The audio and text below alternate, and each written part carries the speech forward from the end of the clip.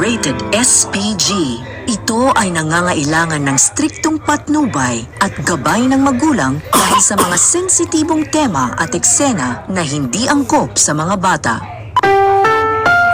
Ang susunod na programa ay rated SPG. Striktong patnubay at gabay ng magulang ay kailangan. May mga eksenang hindi bagay sa mga bata.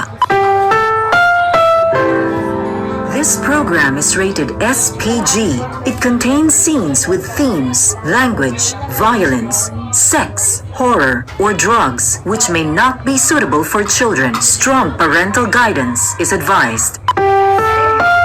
The following program is rated SPG. It contains scenes which may not be suitable for children. Strong parental guidance is advised.